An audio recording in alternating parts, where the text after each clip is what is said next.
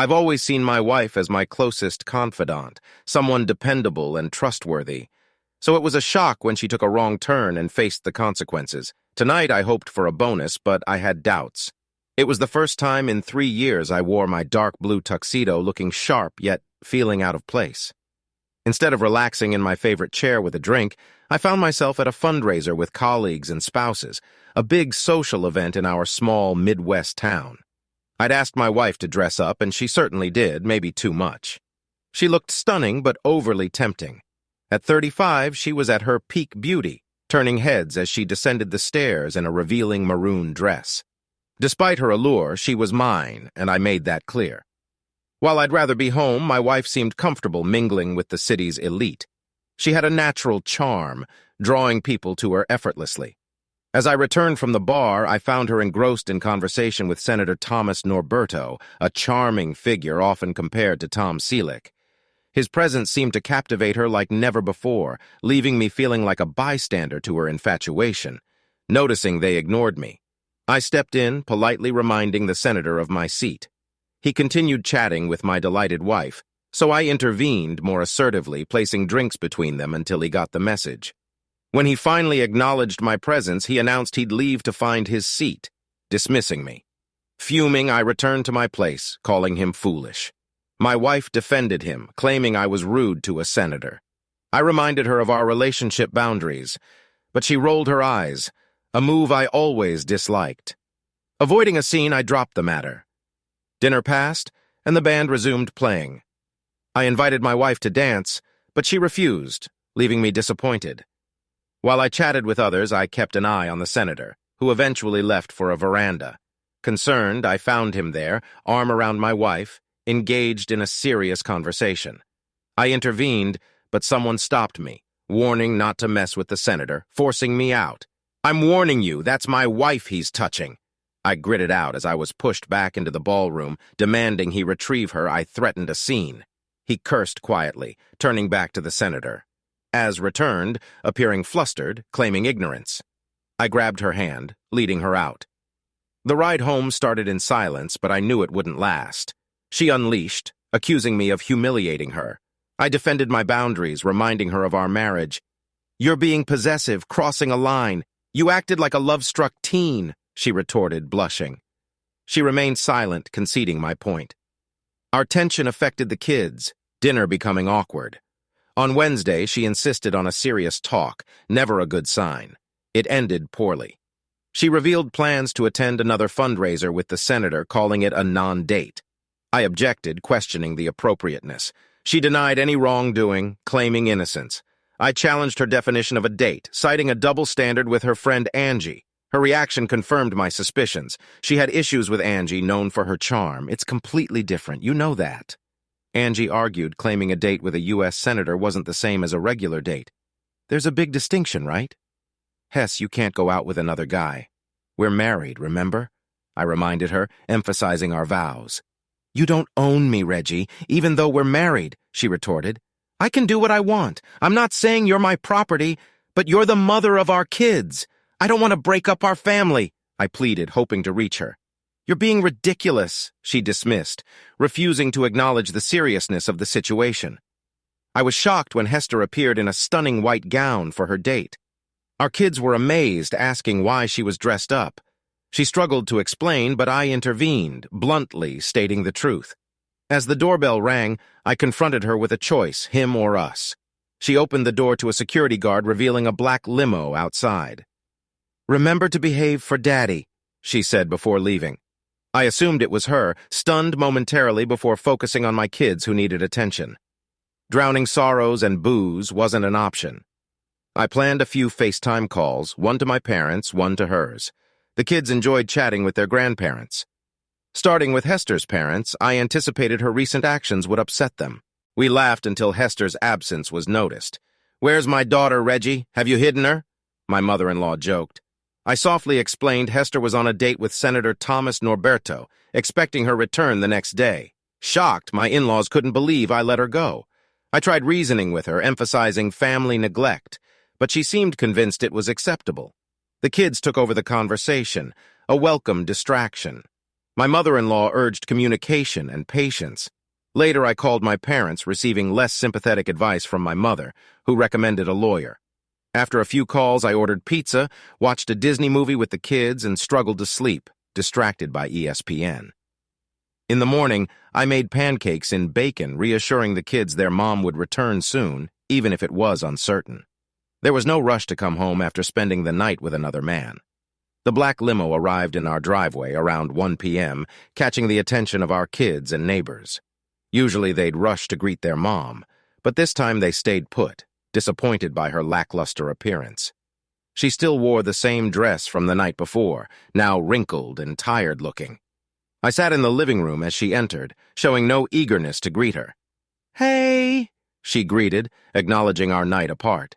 "Looks like you and the kids managed without me," I replied sharply. She headed upstairs asking for rest in a shower. I raised my hands and mock surrender, realizing our relationship was over. Now I focused on making things easy for my kids, avoiding becoming a weekend-only father. The question lingered. Could I stay until the kids graduated high school? When Hester finally came downstairs at 7 p.m., I'd already made dinner. I mentioned leftovers in the fridge, receiving a faint smile. The kids sensed tension and kept their distance. Alone, Hester accused me of poisoning their minds. I denied it, highlighting the impact of her actions on them and our neighbors. "I didn't break up our family," she defended, shifting blame to me. "It's up to you. If you can work on your ego issues, we can heal and keep our family together. But if you continue being petty and nasty, we'll have to go our separate ways, and you can be Mr. Part-Time Dad," she warned, catching me off guard.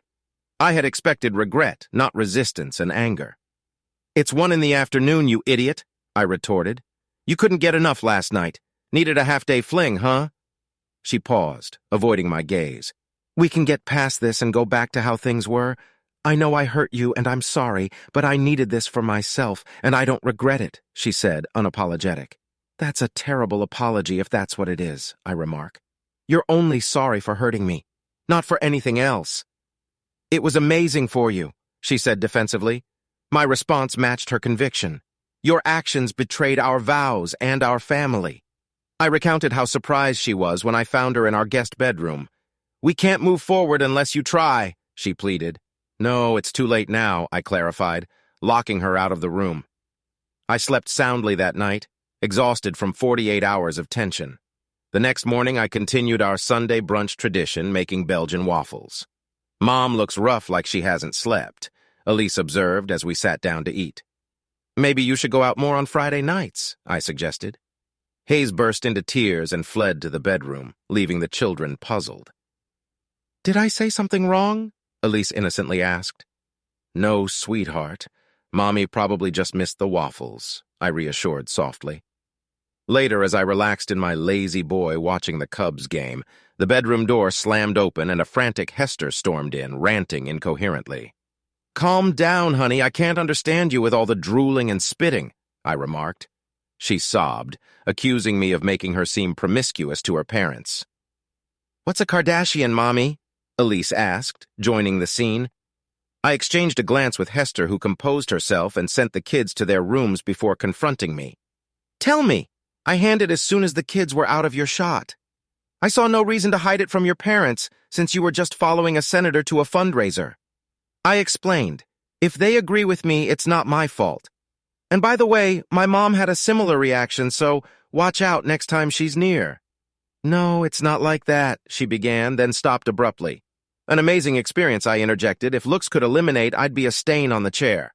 But it doesn't bother me much." I gestured for her to move so I could see the TV before she hurried out of the room. For the following 2 weeks, I slept in the guest room. Noticing this, I told the kids that I had a cold and didn't want their mother to catch it. I assumed Eliza had figured out my deception, but she prudently kept it to herself without saying anything. A 7-year-old child demonstrates impressive intelligence. One night, an hour after Hassad had gone upstairs, I returned to our sharing bed and softly climbed into her. When the alarm went off the next morning, she snuggled up next to me. "It feels great," she muttered. "It's time to come to your senses." She attempted to touch me.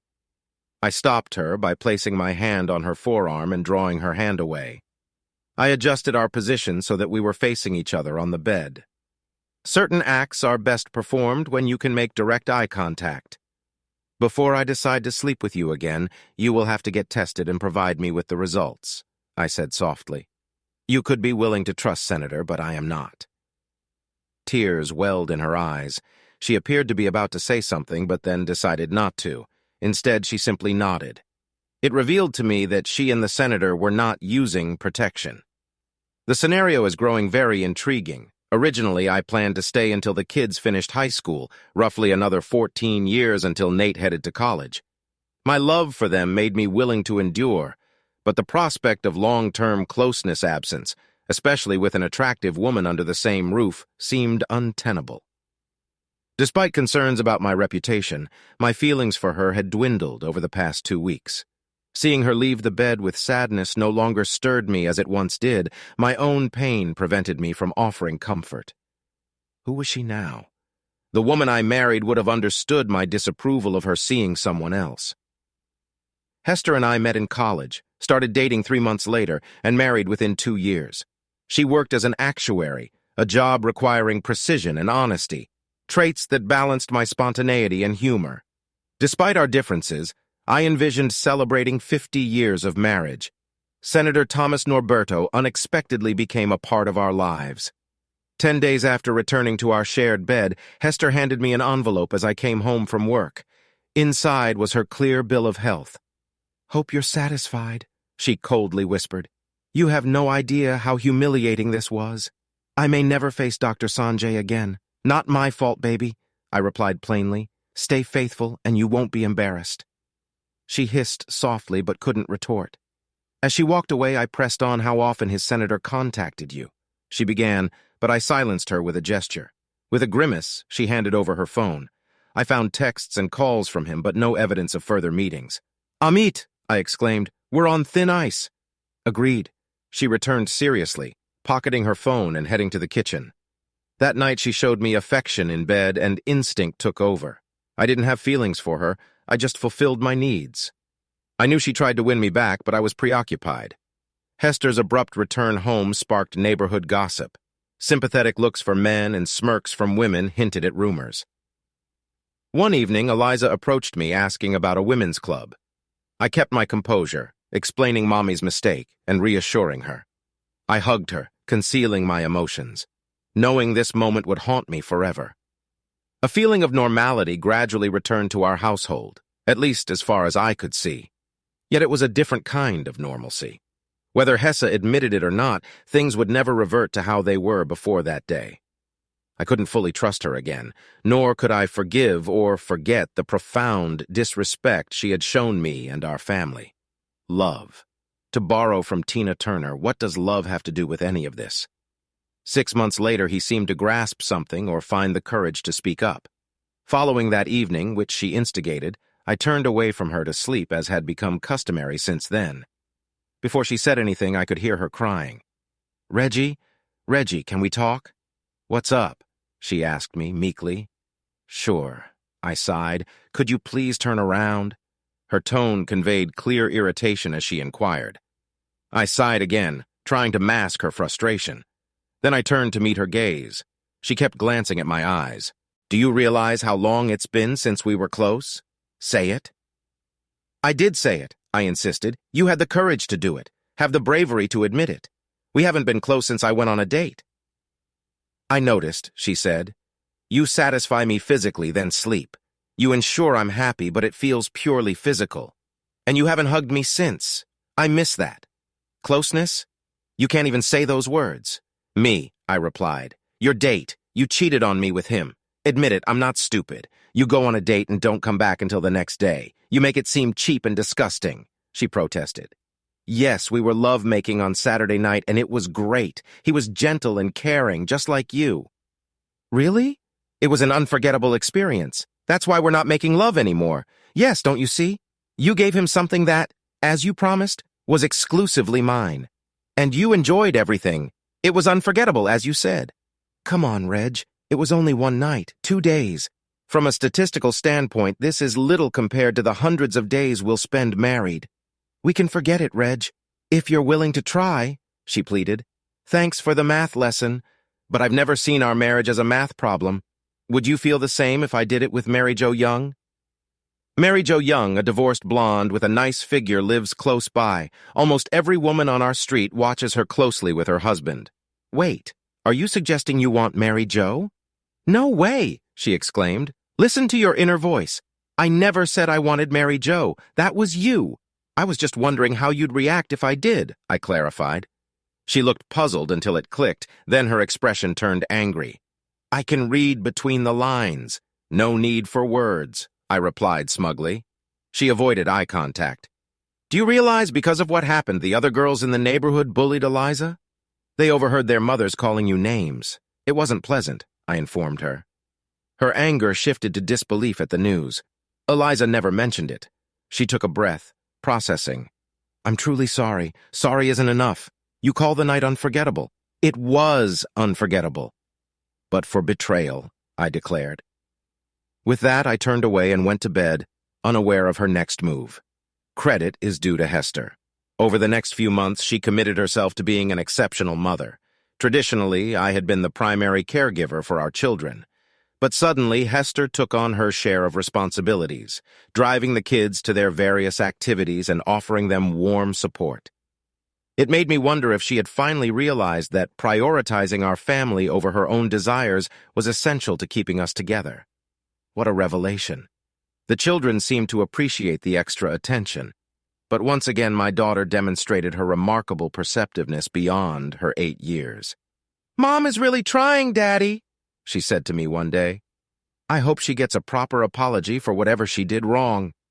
I tried to respond with a genuine smile, acknowledging her keen awareness of the world around her. Everything appeared normal in the Wilkerson household. I worked diligently to maintain appearances. As for Hester, she seemed eager to make tremendous efforts not only to uphold appearances but also to regain my favor. She were two individuals sharing a roof and enjoying certain benefits. Despite her strong desire for normalcy, she expected me to give in eventually. Somewhere within me, remnants of my affection for her remained. However, I couldn't erase 9 years of having her as the focal point of my life. She made things harder for herself by maintaining communication with Senator Prick. I checked her phone calls and messages shortly after her date. She made sure they were clear. Yet she didn't realize how easy it was to clone a phone and access all communications. She seemed to keep in touch regularly while she tried to keep him at arm's length, at least for now. Can we schedule another date soon? I'll be in town, he texted nearly a month ago. My hubby is still upset from last time, she replied. I can't risk it. Needless to say, I wasn't impressed. A month later, we marked our 10th anniversary with a family trip to Chuck E. Cheese. The kids had a blast, but Hester didn't. She waited until the kids were playing games before expressing her disappointment with me. We've always marked our anniversaries just the two of us with a special night. You're altering tradition because you're still holding a grudge. When did you become so petty and small? She remarked once more. The answer to that question is similar to many others about your date. You did this to me, to us, and to yourself, I replied. Can you move past this? She pleaded. How often do you two communicate? I asked directly. She dared to smirk before reaching into her pocket, retrieving her phone and handing it to me. I tossed it high into the air and caught it easily when it fell. I understand you've been disloyal, but I also acknowledge your intelligence. I bet there's no evidence of your affair on that phone, not since I confiscated it the first time. However, there are records of past texts and calls that you may not have initiated, but I've never heard you explicitly reject the person. Why is that? Her cheeks flushed as she looked away. Yes, I knew that was a rhetorical question, I muttered. Amidst this turmoil, my career and my children provided stability. Though my colleagues often remarked that I looked like I needed a good night's sleep or even 6, I was convinced I was developing an ulcer.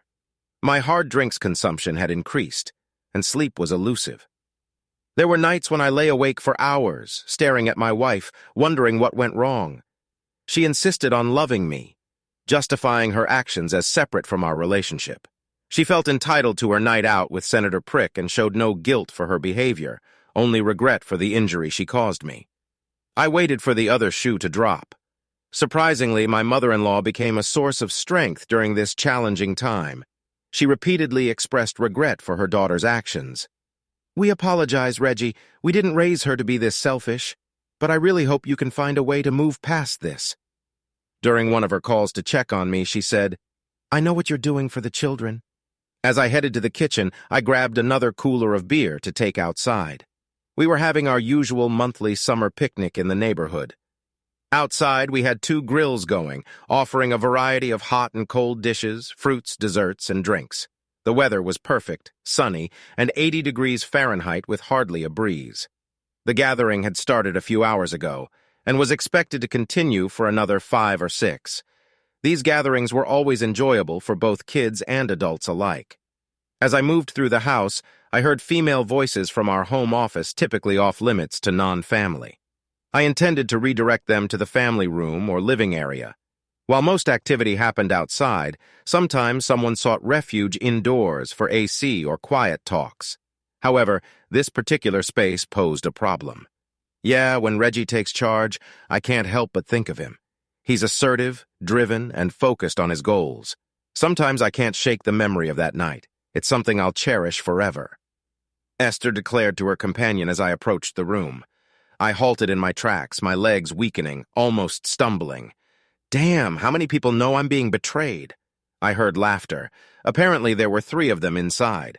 I missed the rest of the conversation as I fought the urge to vomit.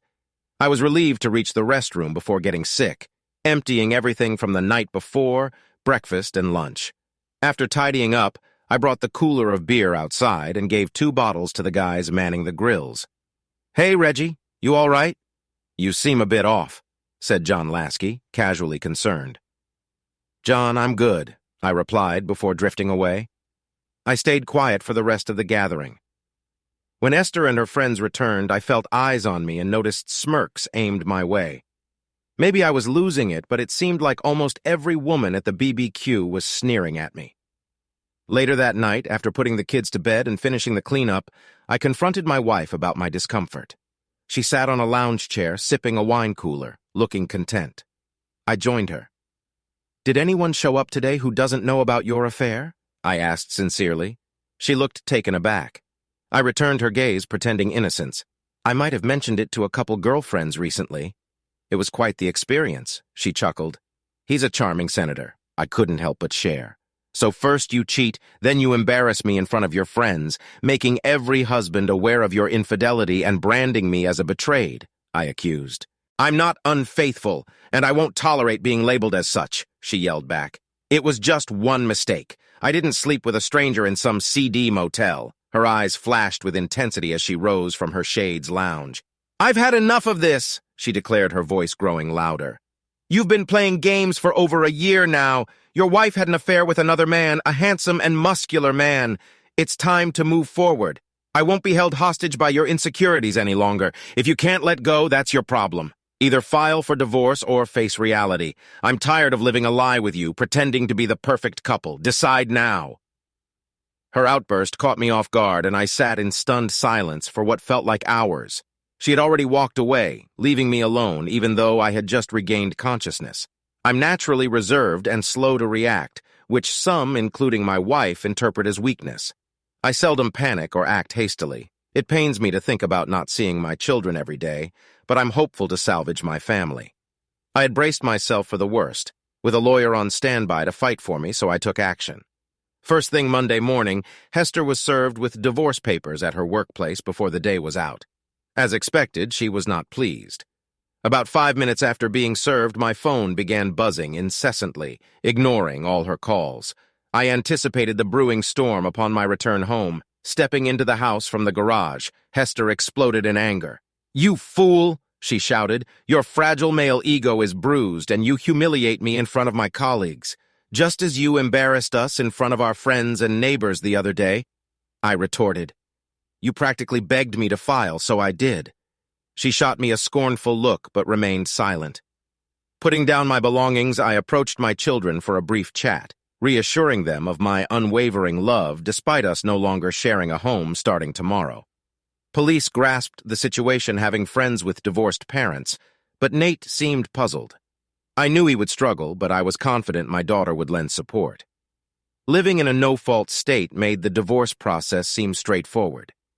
She was expected to receive primary custody of the children, the house, child support, and some alimony. But no, she vehemently contested. For some inexplicable reason known only to her, her lawyer employed various tactics to prolong the proceedings, including insisting on meetings and even suggesting marital counseling.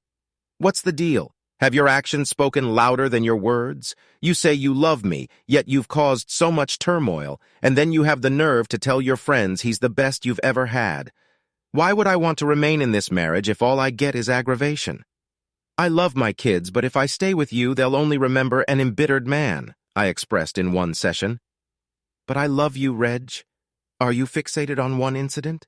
Yes, he was exceptional, but it was a one-time mistake. Please forgive me, she pleaded. I can't, Hess, I replied. You broke our vows and belittled their importance. I can't overlook that. You made promises to me. I hadn't planned to do this. Truly, I hadn't, but everyone has a breaking point. The beauty of a two-party political system lies in its contrast. Regardless of how you spin it, Senator Prick belonged to one side, meaning the opposing party would welcome anything that tarnished his reputation over a year ago. After Hester's affair, I devised a backup plan. I sought the help of a well-connected lawyer in our city to approach the chairman of the opposing political party, who was eager for anything that could damage the senator's chances of re-election and White House aspirations. Despite promising a hefty monetary reward, they eagerly awaited the information. He had to agree that the evidence would only be revealed if the possessor requested it. Every month, my lawyer kept me informed about the chairman's persistent requests. This month, we were ready to fulfill the chairman's demands. The meeting, my first involvement, was set in my lawyer's office. After introductions, I took out a sealed plastic bag from my briefcase and placed it on the conference table. The chairman's surprise was evident upon seeing the bag's contents. "Dear God," he muttered, "is that what I think it is?" "If you suspect it's evidence that could end Senator Prick's career," I replied, "then yes." They regarded the bag as if it held precious gold bars. He refrained from touching it, instead continuing to stare in amazement. "That arrogant woman returned home and went upstairs for a shower," I recounted. "Since she handles the laundry, she probably assumed I wouldn't go through the basket." I waited until I heard the water running before entering the bathroom and finding the underwear at the bottom of the hamper. Everyone these days is familiar with DNA from television. I'm confident that when you test these, you'll find two distinct sets. Also, here's her toothbrush for DNA comparisons. I assume you'll obtain the senator's sample for matching unless you already have it, I said, giving the chairman a stern look. He reddened and glanced away, just as I anticipated. I knew he grasped all the complexities of the case, so there was no need to reiterate them. However, I sensed his unspoken question in his expression. Why? Because she lacks the intelligence to realize she shouldn't cross me. She betrayed me yet. She arrogantly assumes I'll eventually forgive her. Now she's flaunting it in front of me. To hell with her and the senators she associates with, I declared. Your career is finished, Thomas. Damn you, Norberto, you foolish woman. How on earth could your weak husband obtain evidence of our weekend together?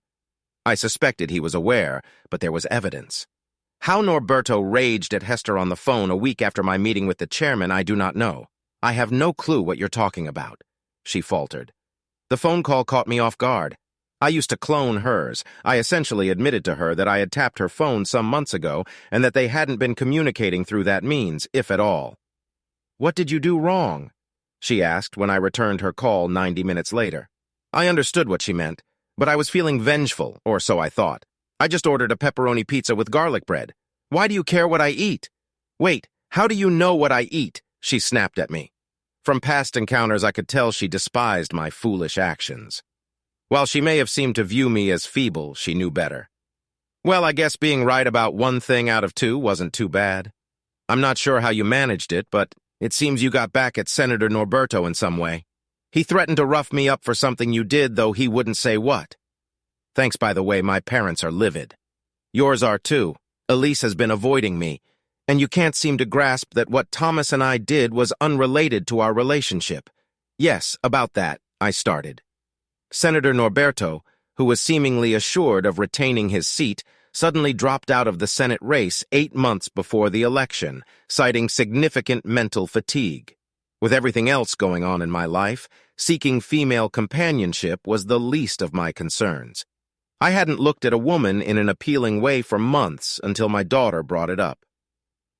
"Daddy, when do you plan to start seeing other women?" Elise asked casually. "My children joined me for the second weekend. Linda's mom really wants to go out with you." I was stunned. My jaw must have dropped. Lost in the chaos of divorce, I hadn't thought much about my future beyond taking care of my kids. Every other weekend and a few weeks during the summer, Linda's mom brought it up. "And you're okay with that?" I asked, surprised. "Well, she didn't directly tell me, Dad." Elise revealed she overheard her talking with Annie's mom. "But yeah, I'd be fine with it. Dad, I don't want you to be alone, but please, not Marcy's mom. None of us kids liked her." "Let's pick up on things, Dad." Linda's mom had been divorced from her for about 5 years. I had a terrible husband. She was a charming, lively blonde with curves who still carried the spirited vibe of her old cheerleading days. I had never considered she might be interested in me.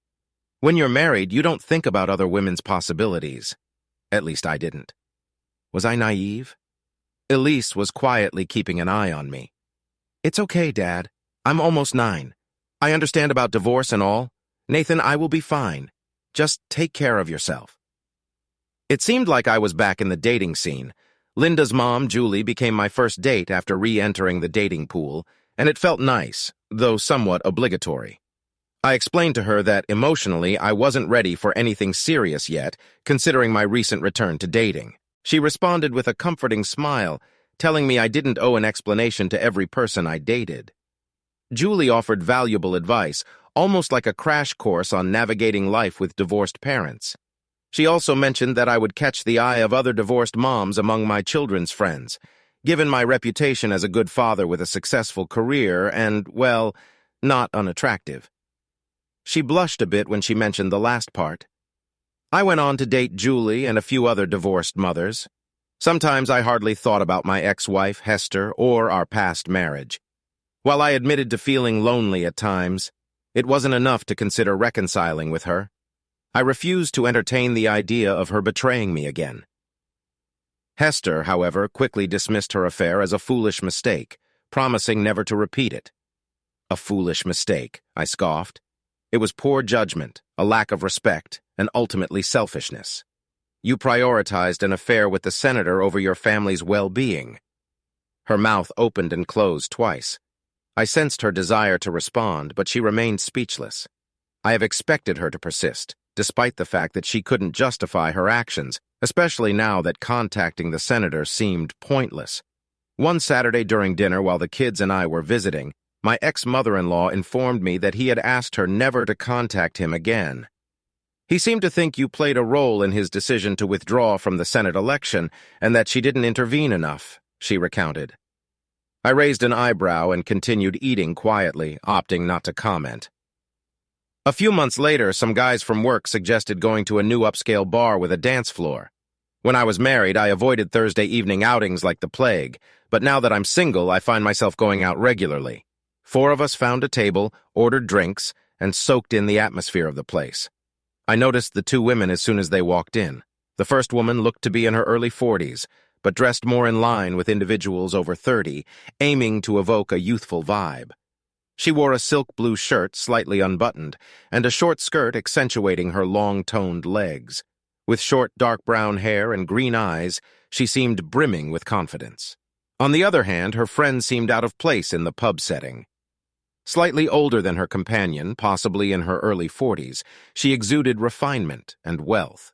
Clad in a sweater and skirt from a high-end store, she radiated elegance and beauty with her shoulder-length silver-blonde hair and dark eyes. Seating themselves at a nearby table, the women quickly caught the attention of males eager to engage or dance with them. I couldn't shake the desire to dance with one of them. Particularly, the dark-haired woman seemed ready for some fun, if not more. She readily accepted dances from every man who approached her. In contrast, the blonde woman danced sparingly and seemed more reserved in her movements. An hour later, I resolved to invite the blonde woman to dance. However, as I approached her table, the brunette grabbed my hand and whisked me onto the dance floor. I became completely captivated by her and forgot about her companion. We danced to upbeat songs until the tempo slowed. When she passionately kissed me, I was entranced. We left the club together and went to my place. Our passion carried over into the bedroom, and that night she shared details of her life. It turned out she and her friend were celebrating her recent divorce. Rosie proved to be an amazing lover, and we dated for about a month before she expressed hesitancy to commit so soon after her divorce. I respected her perspective, and we parted amicably. However, since our initial encounter, I've never had the chance to inquire about her friend, which sparked my curiosity. A few weeks later, I found myself alone in the bar of another upscale establishment, seeking solace with a drink. It wasn't my turn to care for the children after a long week, so I had the weekend to myself. She entered the room solo, capturing everyone's attention. Her figure resembled Megan from Stallion, with a cascade of rich brown locks framing her face and draping over her shoulders. Striding over in 4-inch stilettos, she settled next to me. Instantly, I felt like I'd stepped into heaven. I scrambled for a clever opening line, but before I could speak, she gazed into my eyes and asked for my drink order. I replied with a sly grin, feeling a twinge of envy at her poise, and my thoughts scattered. "Excellent choice," she purred. "A man with impeccable taste." Ordering the same undiluted drink as mine, she spent the evening sharing about the boutique marketing company she founded years ago. Remarkable. Not only was she captivating and intelligent, but she also ran a thriving business. Later, we departed for her charming apartment. She mentioned her preference for lovemaking in her own bed, a common sentiment among women, and delved into the psychology behind it. With her impeccably toned physique, I couldn't believe she was 45. Our first encounter was unforgettable. She was an exceptional kisser, and I felt a connection with her unlike any since my date with Hester. In just one night, Maria Washington opened up to me more honestly than Hester ever had. During our 9-year marriage, Maria confessed her dedication to her career and lack of desire for children, preferring casual relationships with various men. Like developing genuine feelings for her, knowing a traditional relationship wasn't an option, I agreed to be friends with benefits for the next year. We met monthly until Marielle unexpectedly fell in love with a much younger man. "You're one lucky guy," my ex-mother-in-law would occasionally call me. Despite the divorce, we remained close, bound by mutual understanding and our grandchildren. I still refer to them as Mom and Dad. "Could I ask you a favor, Reg?" she inquired cautiously. "Of course, as long as it doesn't involve your daughter," I replied. "It was a matter of courtesy to take my mother-in-law's request to bring her personal assistant to their upcoming company Christmas party seriously. She's a good-hearted person, Reg. She went through a divorce a few years ago from an abusive cheater, and I don't think she's dated anyone since. She was hurt, Reg, and she needs a decent guy to show her that not all men are scoundrels." "And I think you're a decent guy," my ex-mother-in-law explained. "Isn't it odd when your former mother-in-law tries to set you up on a date?" "Just one thing, Mom," I interjected. "Please tell me she's not boring." Mom caught on to the humor and chuckled. "I think you'll be pleasantly surprised, Reggie. You might even let us keep the kids for a night or two," she teased. Mom was spot on. I was pleasantly surprised. Cheryl, or Cheryl, in as she preferred, was a delightful bundle of charm with a well-proportioned figure. She was warm without being overly effusive, and she had a delightful habit of wrinkling her nose and squinting her green eyes when she was amused. Equally important, she had a genuinely great personality. I made a point of sticking close to Cheryl and throughout the evening giving her my full attention, much like I would have with my ex-wife. Cheryl seemed appreciative of the gesture. While she engaged in conversation, she tended to defer to others, which I suppose was understandable given her upbringing. We sat with my in-laws at a table. Mom was as graceful as ever, while Dad was more reserved. At first I understood his demeanor, but he grew more open as the evening progressed. I surprised Jerry with my dancing skills, which I had honed to please my ex-wife, Hester, who loved to dance. Cheryl also demonstrated proficiency, especially in faster dances, and she complimented me perfectly in slow dances, as if we had been dancing together for years. I savored the feeling of her body against mine as I escorted Cheryl into the door. She gave me a gentle kiss on the lips and handed me her phone number. I realized I owed my in-laws more time with their grandchildren. After 3 days, I called Cheryl in to ask her out. She agreed to a date the following Friday at one of the city's finest Italian restaurants. followed by an art exhibit at a nearby gallery. Cheryl addressed more provocatively for our date than she did at the Christmas party, which impressed me even more. She had a wonderful time, and we went out 3 more times before I felt it was time for her to meet my 8-year-old daughter and for me to meet hers. We spent quality time together, playing mini-golf and enjoying a picnic in a nearby park. Overall, I felt it went smoothly, particularly because the 2 girls developed a strong bond.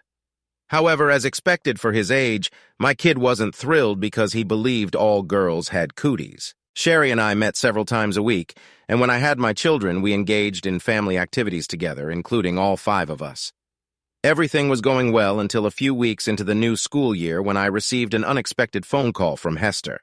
"I'm not sure what your girlfriend has been teaching my kids, but your son was in the principal's office today for fighting, and his face is all beaten up. He's been suspended for 3 days, and all he can say is that it all started with this Monique girl he keeps calling his sister," she raged over the phone. "Most and foremost, you have no right to call my girlfriend names like that. I'll come over after dinner and take Nate out for ice cream. Let's not jump to conclusions until we know exactly what happened." I responded calmly. I heard her sigh before she hung up. After dinner, I picked up Nate and took him to a small, family-owned ice cream parlor. As soon as he got into my car, I conducted a thorough visual inspection. He had a cut on his lip and a scratch on the left side of his face. He joked, "You should see the other guy, Dad." Once the truth, Nathan Abraham, I responded with his full name to emphasize seriousness. He winced at the mention of his first and middle names. "A kid was bullying Mo, Dad. I told him to leave my sister alone. He threw the first punch, then I punch him hard. They say I broke his nose. It made a loud crack, and there was blood everywhere," he explained, trying to hide a grin. The boy who bothered Mo was 2 years older than Nate. "Will Mo tell me the same story?" I asked. "Absolutely, Dad. I wouldn't have punched him if he hadn't thrown the first punch. I was just defending Mo. You always tell me to look out for Allie, so I figured it applied to Mo, too." "She's really small, Dad," Nate said.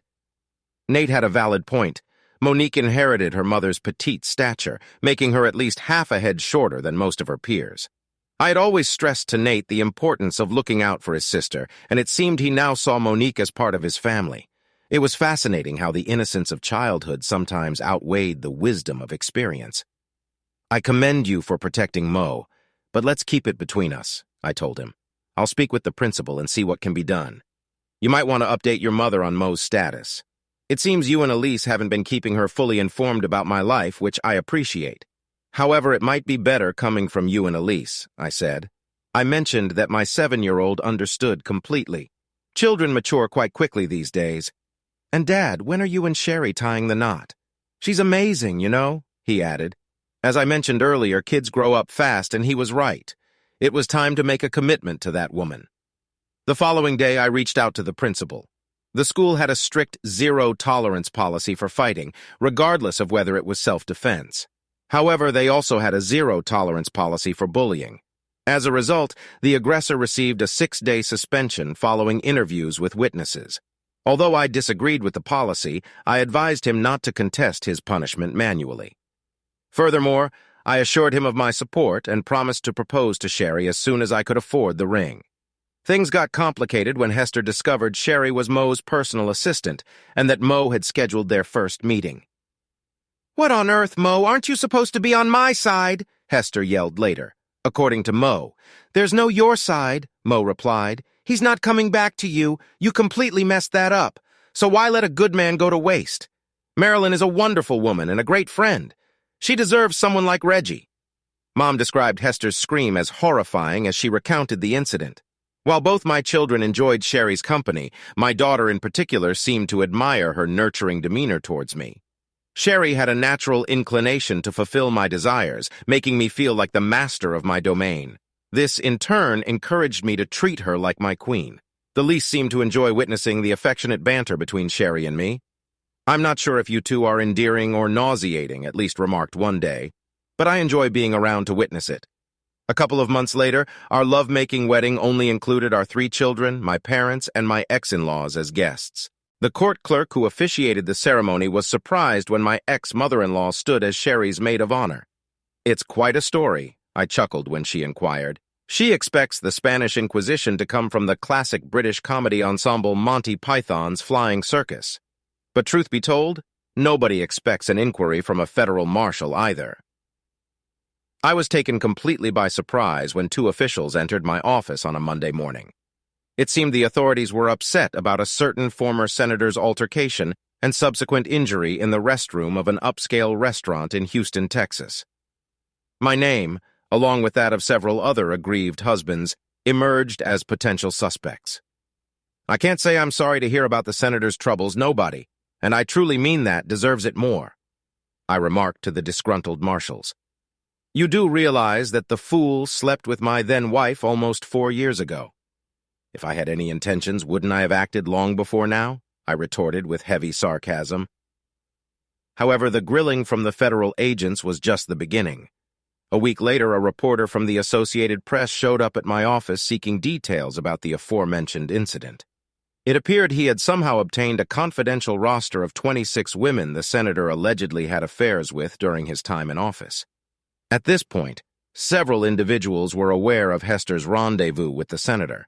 Though I certainly didn't publicize it over the years, Hester likely disclosed it to more people than I did. As she took pride in her achievement, however, I couldn't help but wonder about her level of pride when news of the senator's misconduct emerged, implicating her as one of his lovers. "Why did you disclose that to him?" She practically yelled at me over the phone. "I didn't.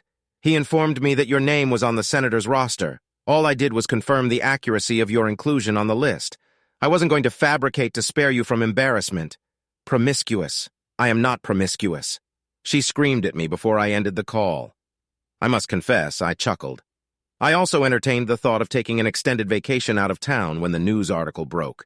She messed up literally, and yet I was going to suffer an embarrassing fallout as well. Cherry talked me out of that notion. Don't engage in any confrontation. Stick to the truth. She cheated on you. Divorced her. Move on, Cherry advised. Unfortunately, my children were going to endure verbal bullying for the remainder of their school years. We would be addressing the fact that their mother was a self-centered cheater for years to come. I also sympathized greatly with my ex-in-laws who had become close friends of ours. After the article came out, we invited them to stay with us in the house we had purchased for a couple of weeks. During that time, they mostly stayed indoors and avoided answering their phones. I adore my daughter. You grasp the parental emotions, but I'm deeply ashamed that she thought it acceptable to engage in promiscuous behavior. Dead confessed. No father wants his daughter to be perceived in that manner.